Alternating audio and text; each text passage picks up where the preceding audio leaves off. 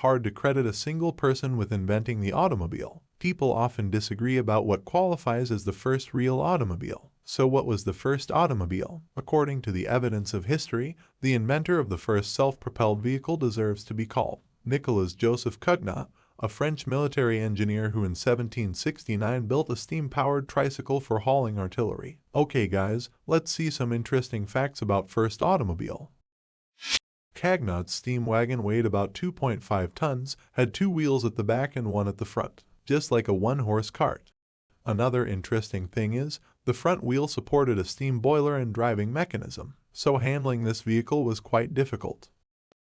It could travel at 2.25 miles per hour with 4 passengers aboard for about 15 minutes. At that point, this vehicle would need to rest in order to recuperate enough power to move again.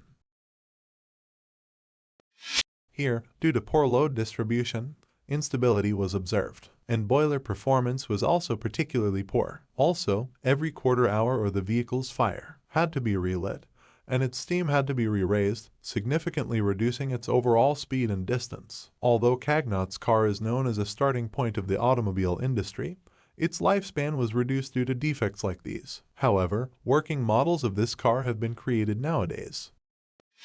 Have you ever heard about the first car accident? In the first documented automotive accident, Cugnot's second prototype vehicle is claimed to have accidentally knocked down a brick or stone wall, either of a Paris garden or part of the Paris Arsenal walls, in 1771. Nonetheless, the narrative goes that Cugnot was arrested and convicted of reckless driving.